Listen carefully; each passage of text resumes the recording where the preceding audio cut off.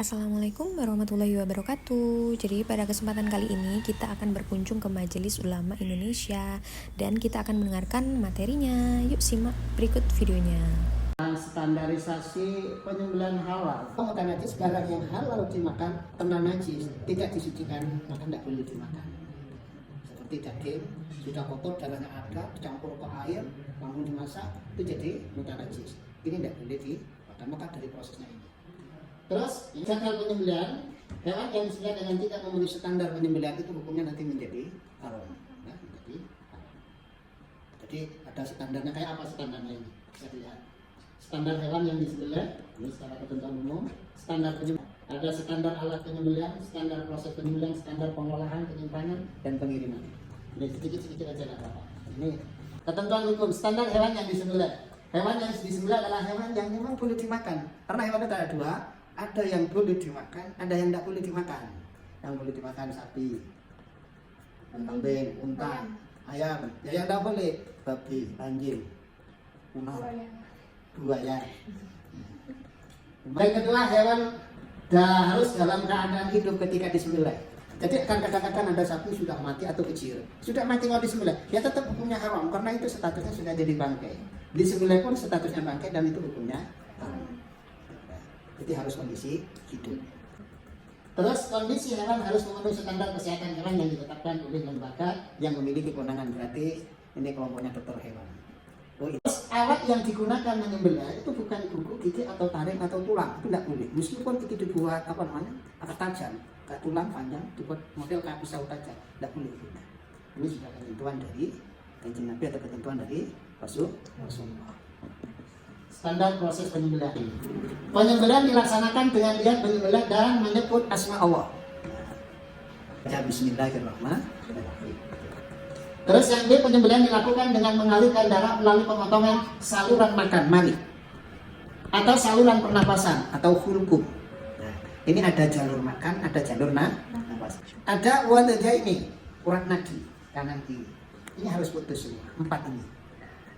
Memastikan adanya aliran darah atau gerakan hewan sebagai tanda hidupnya hewan. Jadi hewan itu memang ada gerakan hewan yang ini hidup atau mati. Kalau bahasa kitabnya hayatul mustaqirrah. Apa hayatul mustaqirrah? Ada tanda kehidupan. Seandainya hewan ini dibiarkan sehari semalam masih hidup. Standar pengolahan penyimpanan itu pengolahan dilakukan setelah hewan dalam keadaan mati dan oleh sebab penyembelihan. Jadi pengolahan dilakukan setelah hewan dalam keadaan mati. Ini sudah pengolahan tentang sertifikat halal. Ini nanti ada istilah sistem jaminan halal, terus ada lagi ini nanti di dalam proses itu nanti ada penemuan kayak ini ya, ada sertifikat halal dan SCH memenuhi standar. Ini nanti ada dari LPPU MUI itu akan turun ngecek. Jaminan produk halal itu ada di Undang-Undang Nomor 33 Tahun 2014. Itulah dasarnya yang latar belakangnya kenapa semua sekarang itu yang ada di Indonesia produk itu harus halal.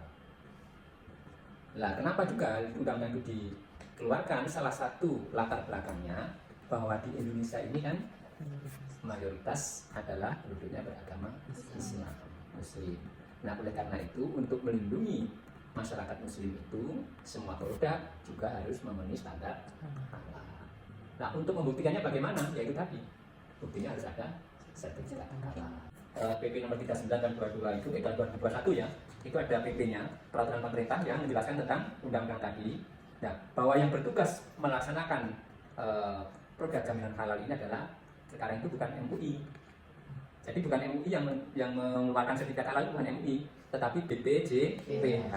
Jadi semua proses administrasi pelayanan untuk sertifikat halal itu ada di Badan Penyelenggara Jaminan Produk Halal, di mana badan ini sebetulnya berada di bawah naungan Kementerian Agama.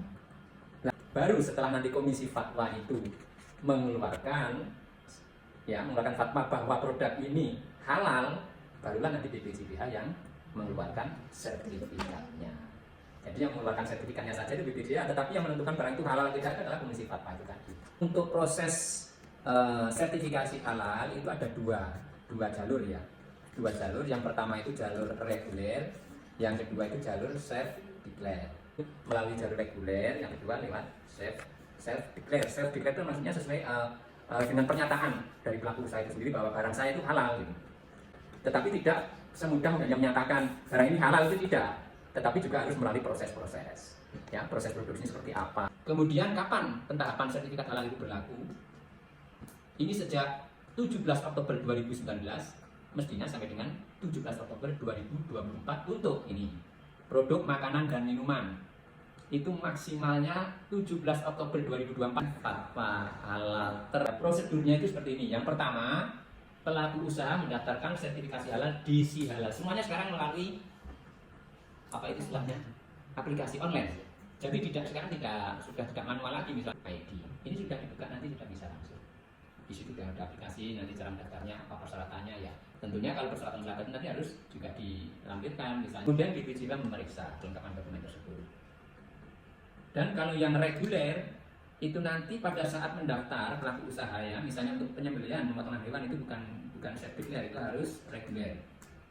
Kalau reguler itu harus ada audit dari lembaga pemeriksa halal.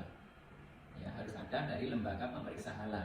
Itu mereka yang akan nanti datang untuk memeriksa di mana dia